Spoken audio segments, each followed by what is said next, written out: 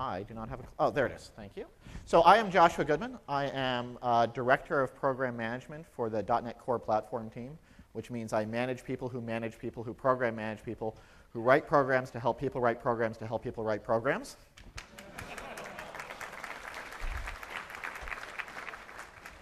Down in front, Raja, can you stand up for a second, is Raja Krishnaswamy, who's going to help me out when we get to the Q&A section. He's our Director of Development. And we've got a whole bunch of other people here because I actually cannot answer questions about all 14,000 types. So today I'm going to talk about what's new in .NET 4.5. Who's going to benefit from this talk? It's pretty much everybody except that guy in the back of the room who does C++. But even he might learn something. Maybe we'll convert him. I'm going to talk about what is .NET 4.5. Make sure we all have a kind of understanding of what it is, where it runs, things like that. I'll talk about Windows 8 support, which is the largest single investment we made in .NET 4.5.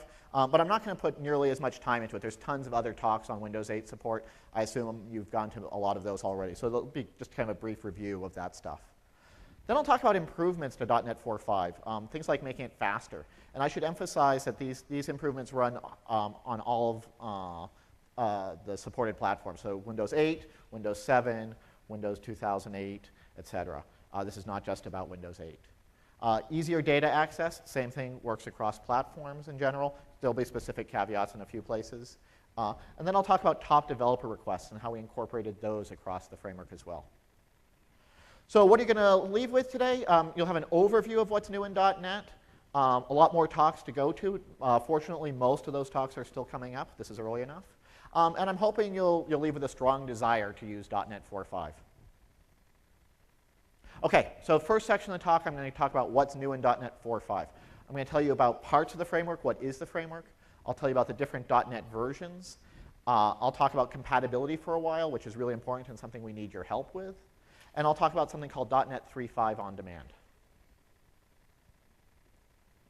So here's a quick reminder of what is .NET. At the bottom of .NET is the CLR, the Common Language Runtime. That's the team that Raja and I are part of. So we build the base class libraries, the JIT, the just-in-time compiler, garbage collector, security model, exception handling, things like that.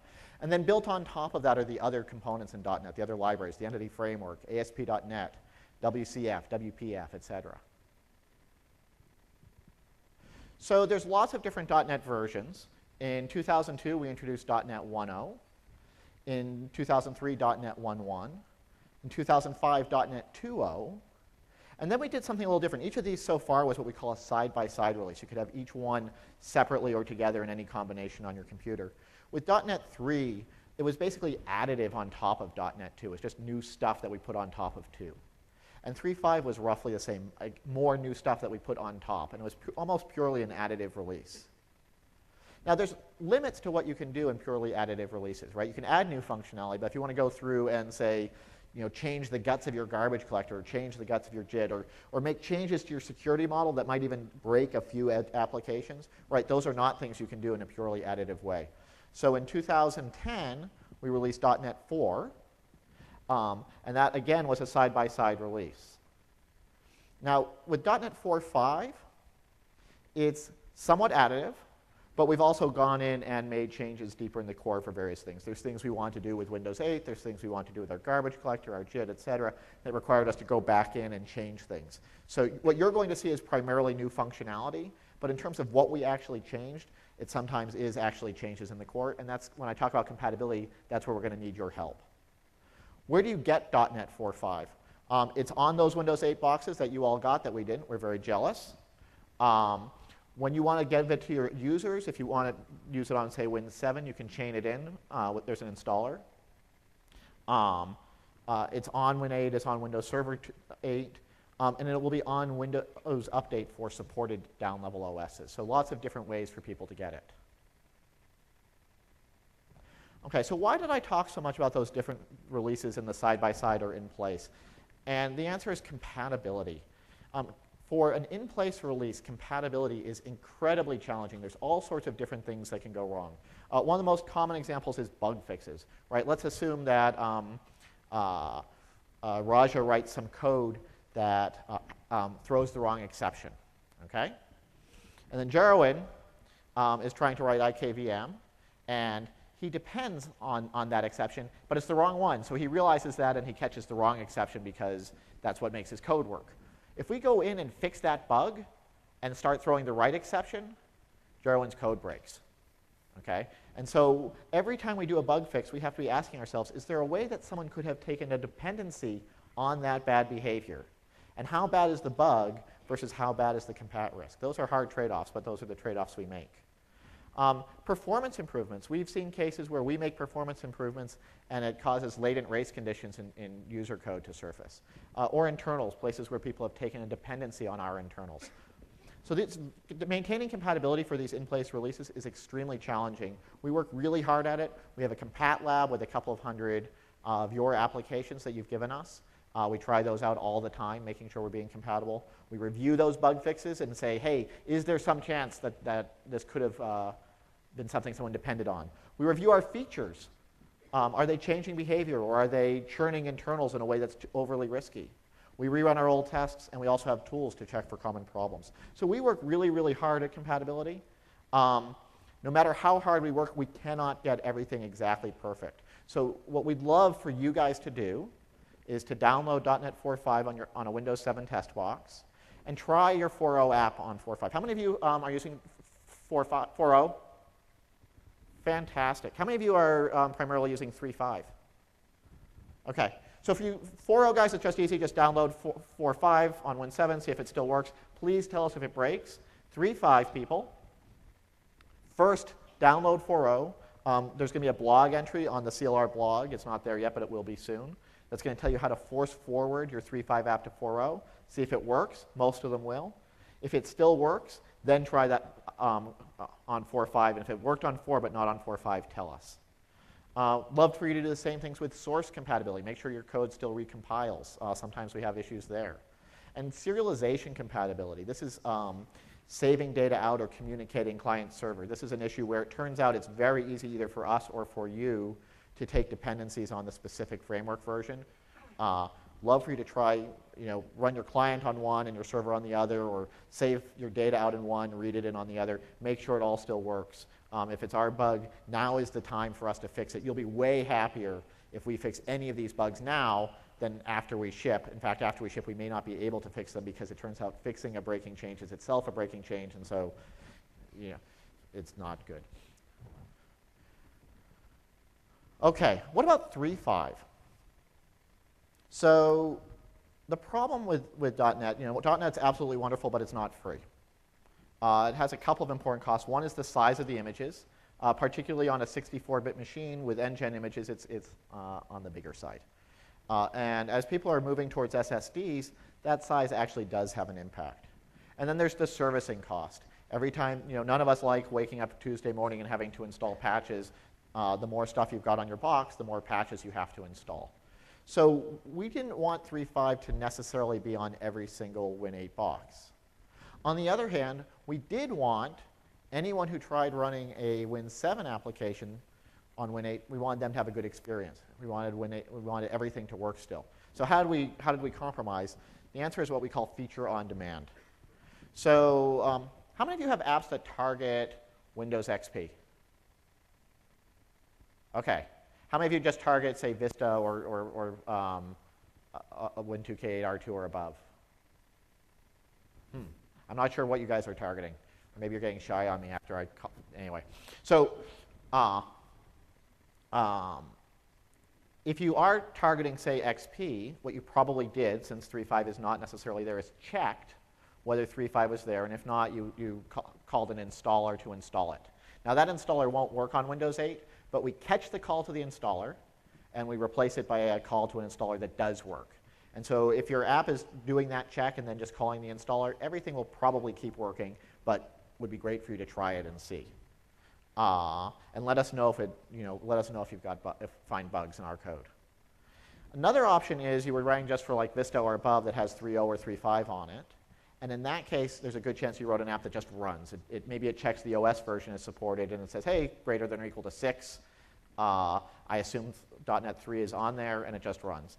What we'll do there is we'll realize that this is an application that's using .NET 3 or 3.5.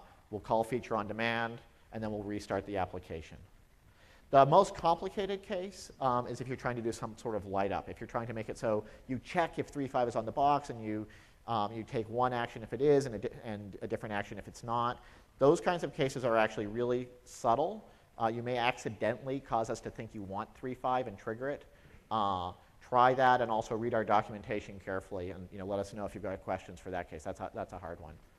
If any of you do see that dialog box come up, that's the 3.5 feature on demand dialog box. You'll probably see it if you try to run some older applications on those shiny new tablets that we gave you all.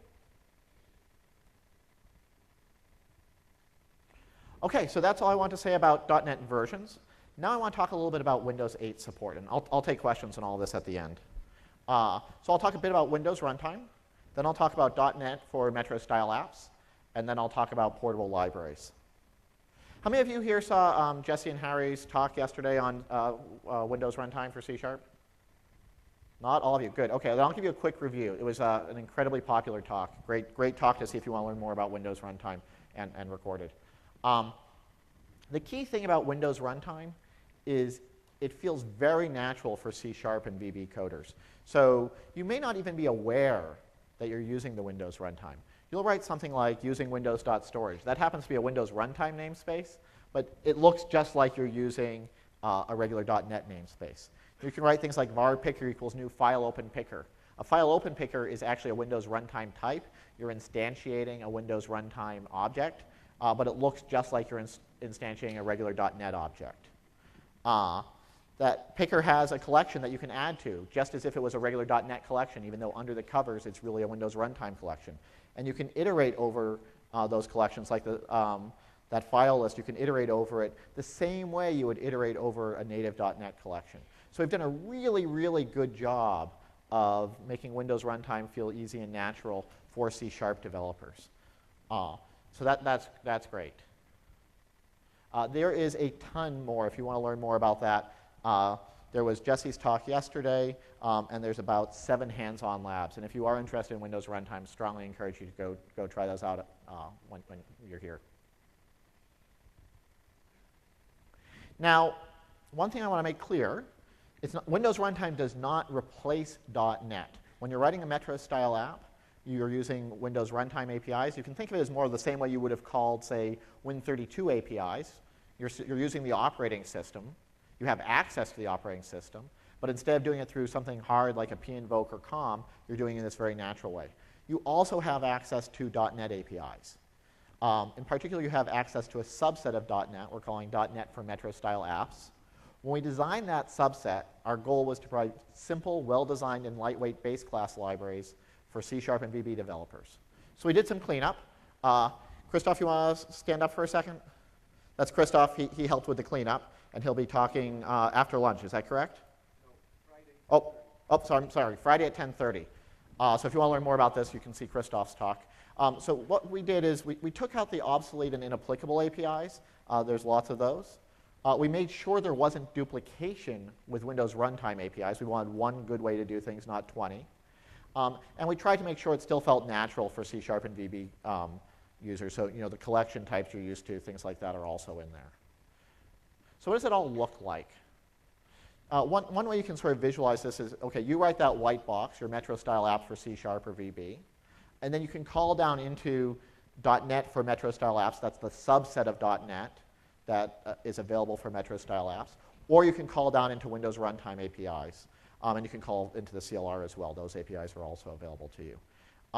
So it's not that WinRT is replacing .NET or as an alternative. When you're writing your .NET apps, you've got .NET, you've got the CLR. You just have additional Windows 8 goodness that you have access to.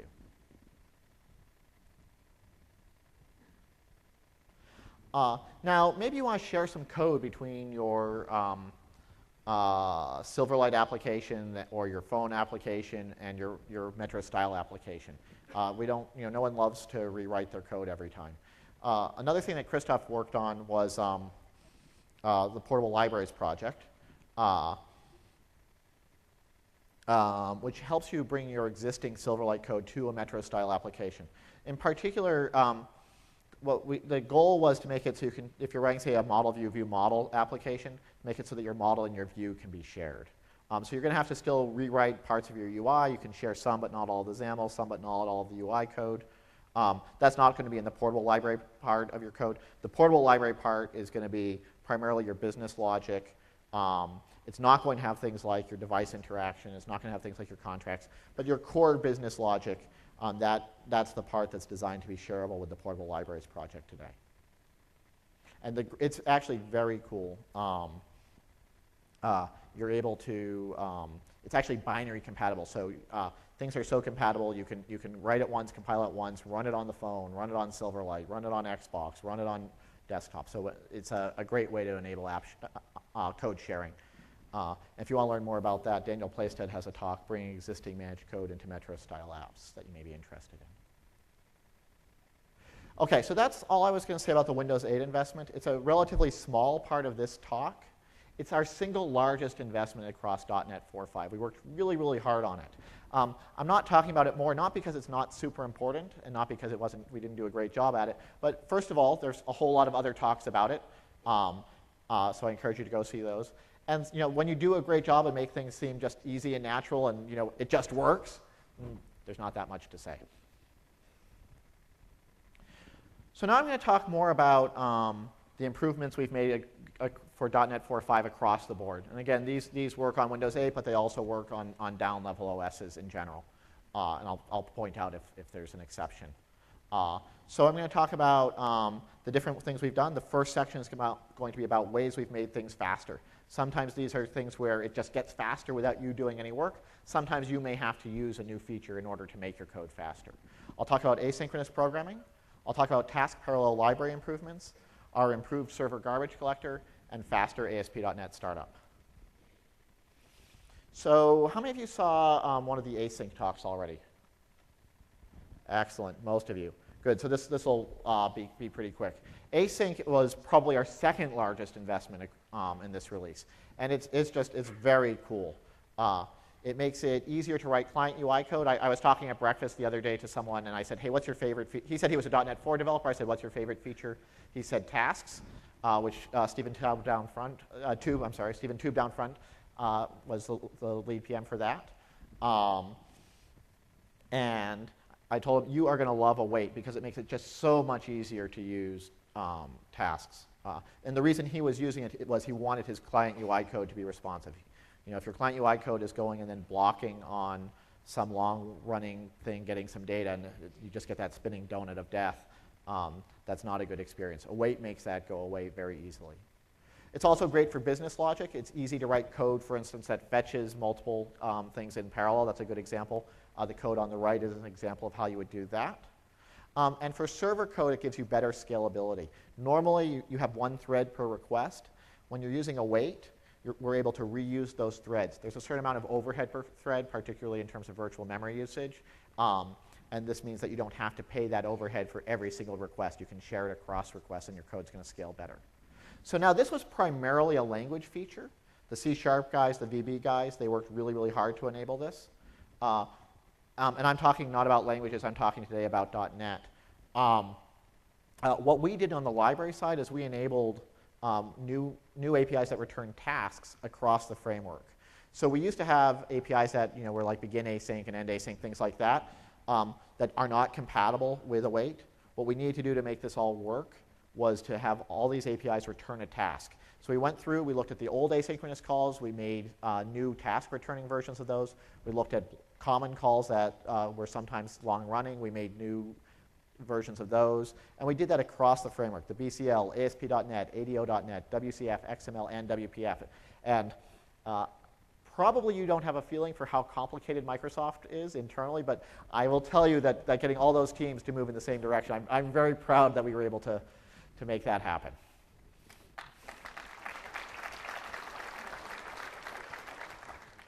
So if you want to learn more about this, there's 3 great talks on this, as well as a hands-on lab.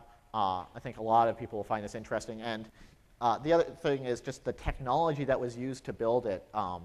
It's absolutely fascinating. It's a very, very cool technology. It looks simple, but actually under the covers, all sorts of interesting things are happening. Another good feature, we've made improvements to the parallel computing library. In particular, we've added a data flow library.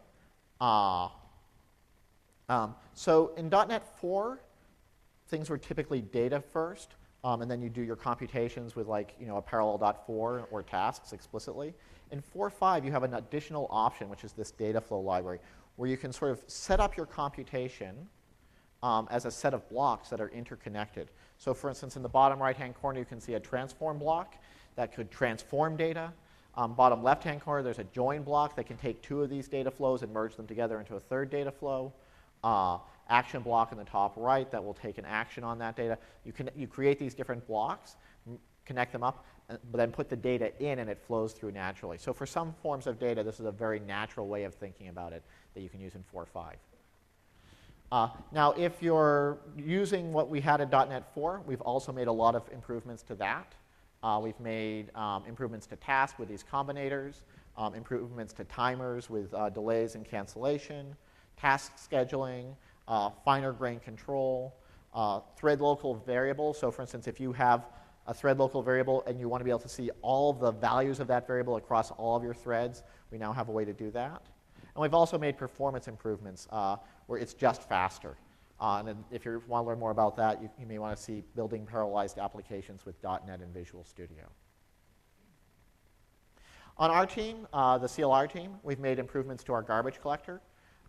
In particular, we have what we call our server garbage collector. That's probably a misnomer. We probably should have called it our multi-core garbage collector. It's great if you've got about more than 4 CPUs on your box. When we named it, it never occurred to us that people would have, back in 2002, it never occurred to us that people would have laptops with 4 or 8 CPUs on them. So that's what we call our server GC. It now has shorter pauses when it's doing a generation 2 collection. So if you're using the server GC with this on, you're going to notice fewer shorter pauses. So you'll like that. Also, something we call scalable marking for blocking GCs. In some cases, if you have particular forms of your data, cache is a good example. We traverse a tree. We weren't as smart as we could have been about how we do that traversal. So this scales better when you've got lots of CPUs now for those data structures. And again, that's just going to happen automatically for you. And then we've also made improvements to the large object heap. So if you want to learn more about any of those, there's a really cool talk, deep dive into the kernel of the .NET framework that Prachiti Nagakar Desai and Mark Miller are going to do. And it's going to talk about this garbage collector improvements as well as a whole bunch of other improvements that were made in the core of the CLR. Another one, I'm very proud of this. I'll tell you my contribution in a second. Faster ASP.NET startup. So a lot of people may not care about this. If you're running just a few ASP.NET applications on your servers, they start up and they stay running for days on end.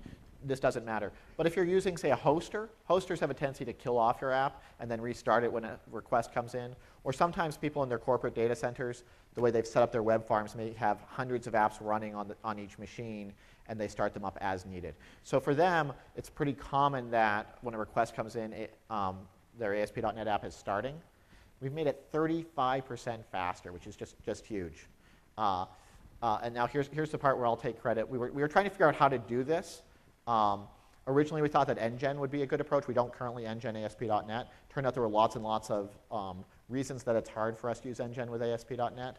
So I came up with this idea called multi-core JIT, where we would JIT on multiple CPUs at the same time. And I asked the team about that, and they're like, oh, yeah, we prototyped that years ago. I was like, well, we should do it. So that was my contribution. So anyway, in addition to that, when we looked at where the time was being spent, a lot of it was actually fetching code. On client boxes, Windows has for years now had a prefetcher. That prefetcher was not turned on and available on server boxes. We worked with the server team to get them to make it available to turn on Windows Server 8. So that combination, if you turn on the prefetcher on Windows Server 8 and then multi-core JIT, is how you get this 35% faster. We also have working set improvements. I want to just show you sort of what this looks like. This is a little video. On the left here, you see starting up on .NET 4 and Windows Server 2008. On the right, you see Windows Server 8 with .NET 4.5. And the video, that 2 times is how much we've sped up the video. So we're not going to make you watch the entire thing in real time. But what you can see is we're starting up way faster on the right than on the left. We're starting up 100 instances on each. And in just a few seconds, the part on the right is going to be done, while the part on the left is going to keep going. So there we go. Part on the right is finished. Part on the left keeps going. Notice that I want you to watch on the left when it finishes what the memory is. So it's at 3.2, 3.3 gigabytes, 3.4 gigabytes. So there it is at 3.4 gigabytes. The part on the right settles in at 2.8 gigabytes. So substantially lower working set as well. So these are huge improvements if you're running heavy ASP.NET workloads.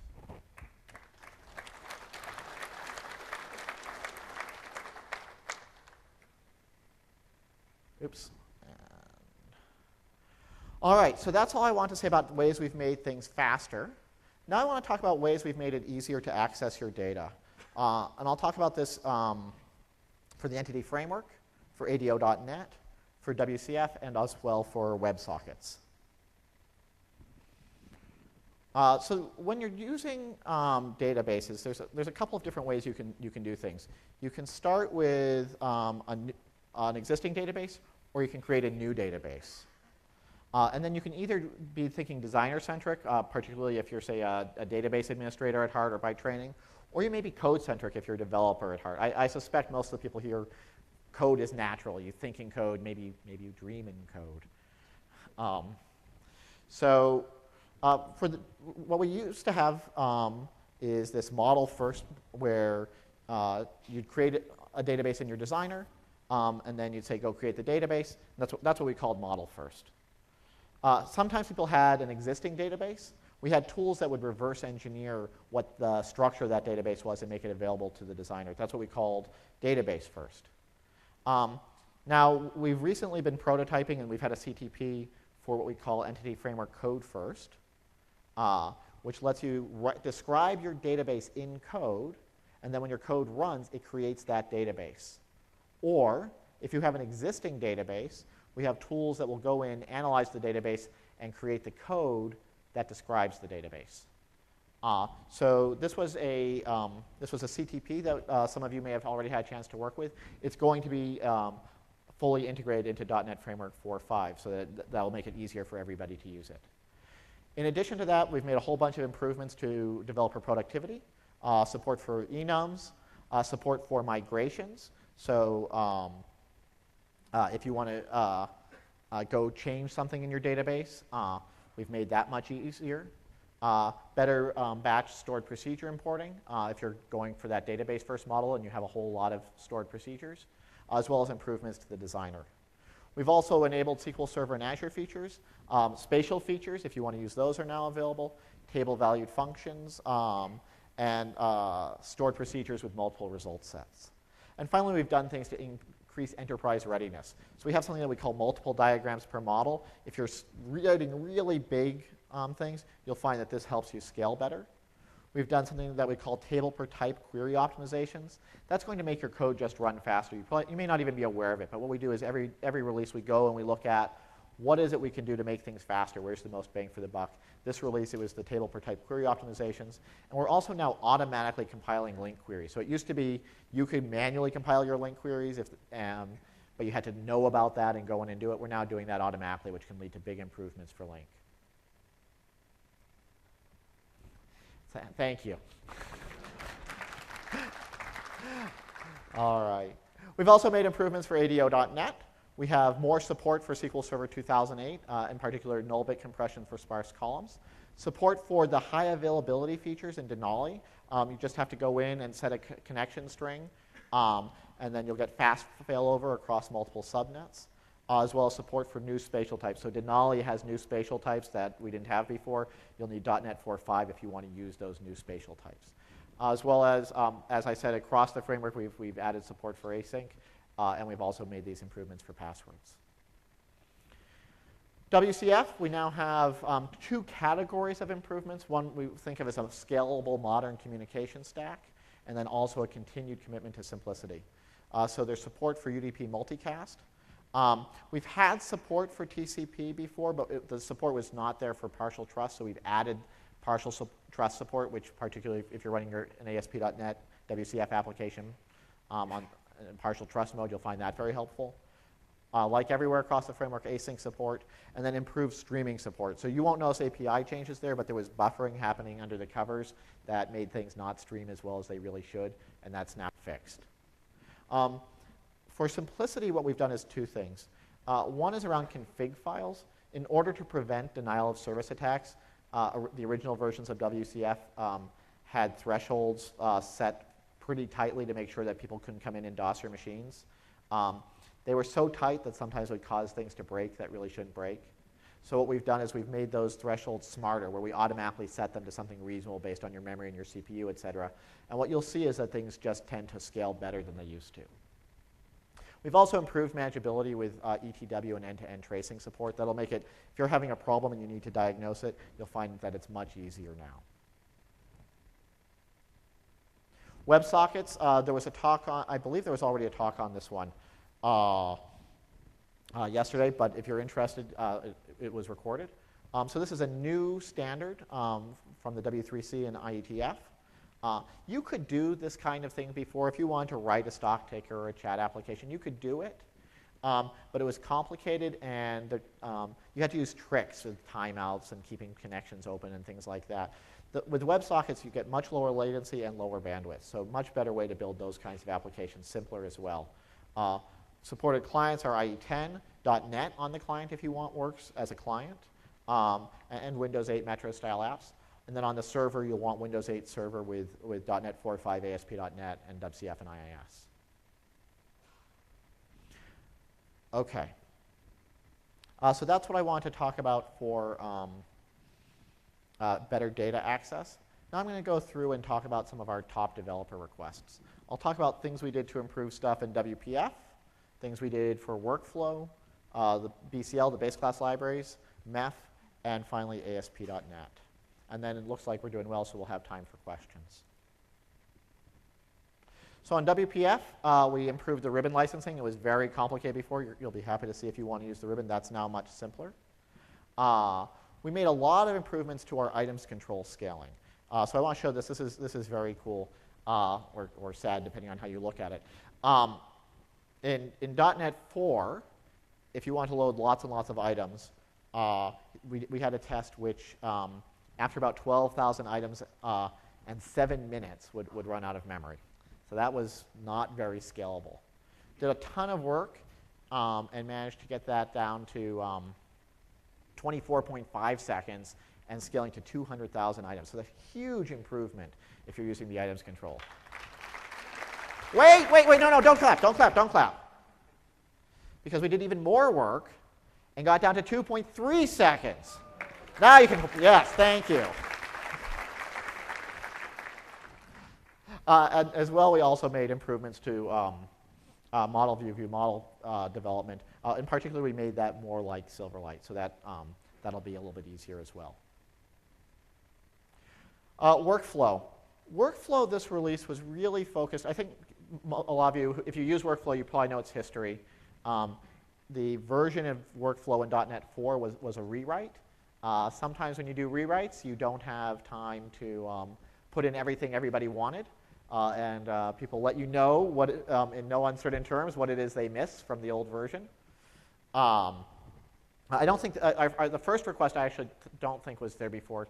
That was C# expressions. It's a little weird, right? You could be workflow, you could be writing your workflows in C#, but if you want to put a workflow expression in, you had to do it in VB. Now you can write those expressions in C#, which I think everybody but that gentleman there will appreciate. We added back-end state machines, which was a huge request of something that had gotten taken out.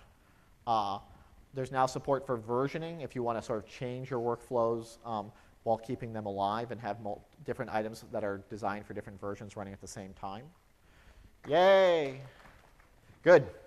Contract first services, if you're working with WCF, now makes it much easier to create your contract in WCF and bring it into your workflow. Just general better runtime performance improvements, as well as designer improvements around performance and usability, things like multiple selection and things like that, and better integration with Visual Studio. So there's a couple of workflow talks you may be interested in. Event-driven long-running apps with Windows Workflow, and building apps with Windows Workflow and Windows Azure. BCL, this is part of the CLR team, so it's part of my home team. We made improvements to weak references. It turned out it was very, very easy to write bad code with weak references where if there was a race condition, you'd think that a weak reference was alive, and then as you check if it's alive, and then you go to use it, and right in between is when it would be freed and your code would break. And of course, that kind of thing is pretty nasty. So we've added some new APIs that make it easy to use weak references without the risk of those race conditions happening. Array segments, one of the things people told us they wanted to do was be able to iterate over those, so they now implement the iList interface so you can iterate over your array segments.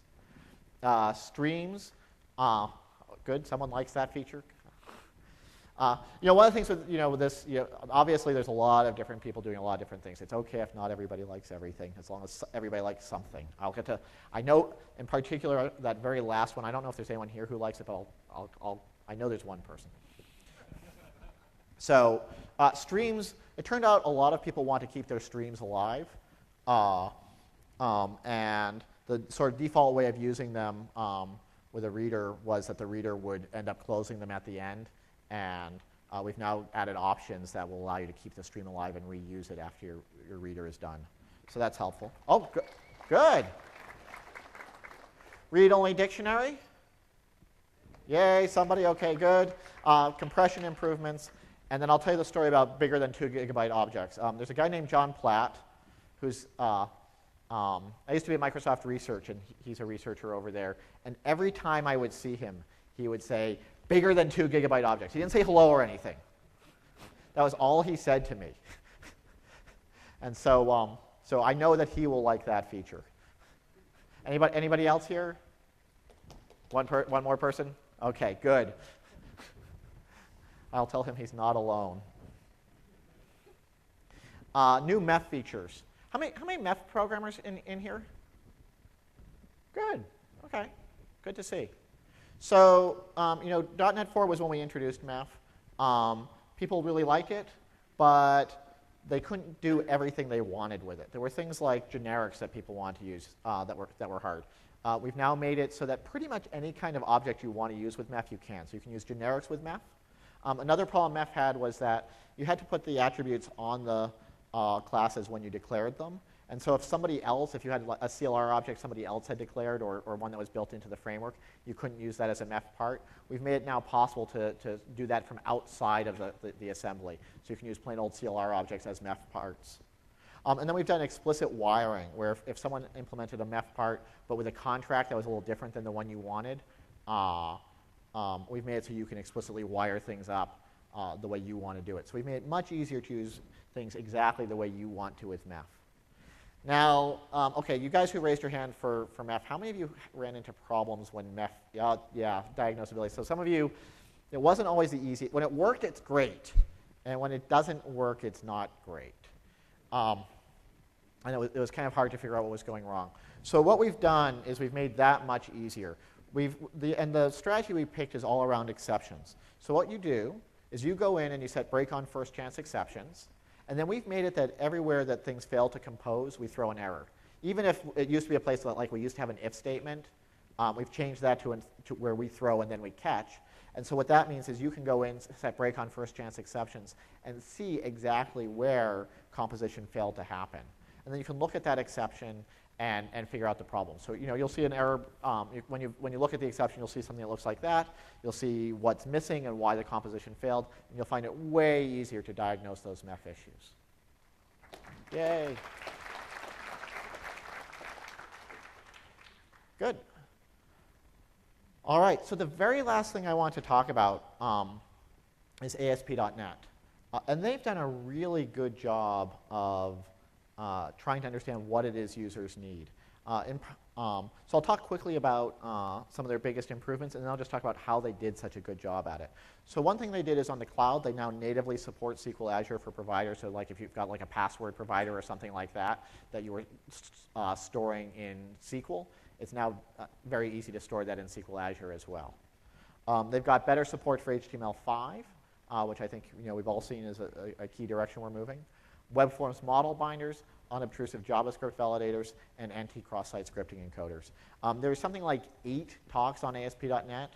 I've already pointed you to about 5 of them, but the 3 remaining ones are about HTML5, creating data-driven apps with web forms, and it's not a great phone app without ASP.NET services and push notifications. I was talking to the guy who was doing that talk last night. He's actually writing real applications and selling them on the side, so I bought his Twitter application that he had built as well as giving talks, so just be careful. So how did they do such a good job of meeting customers' needs? They use user voice. Have you guys seen user voice? Yeah, some of you? So the ASP.NET team has been using user voice really heavily as their way of figuring out what it is that customers need. And they found the 25 top asks, and they were able to do 23 of the top 25. So one of those 2 is available in the community, and there's just one that isn't there. And that's not everything they did, but that was the thing they're proudest of. So here's the top 5. They did all of them. Here's the next 5. They did all but that last one, everything except JavaScript unit testing. But they're feeling OK because there's this community-driven JUnit test framework. So they feel OK about that one. Next 5, they did all of them. These are screenshots from user voice if you guys haven't seen it. Next 5 did all of them, and then missed this CSS preprocessing one. So that's pretty darn good. This was such a successful approach, we're starting to use it more. We now have a Visual Studio user voice where we're getting feedback on Visual Studio. We're also using that Visual Studio user voice to get feedback across .NET.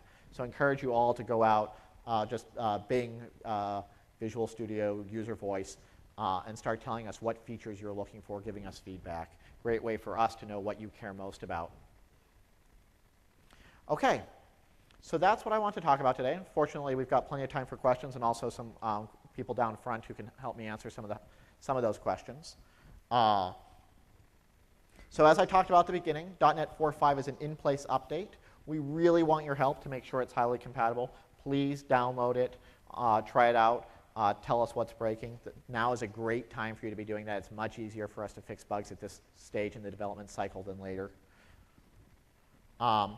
.NET 4.5 makes it easy and natural to write Metro-style apps using C# or VB. It makes your apps run faster. We showed you the faster ASP.NET startup video, fewer pauses due to server garbage collection, and that support for asynchronous programming. 4.5 gives you easy, modern access to your data with support for Entity Framework Code First, recent SQL Server features, as well as WebSockets. And .NET 4.5 addresses the top developer requests in WPF, Workflow, BCL, MEF, and ASP.NET. So all told, great release. Lots of new stuff for, I think, everybody in this room except for the guy in the back left corner. Thank you all very much. Please, especially if you like the session, fill out your session feedback.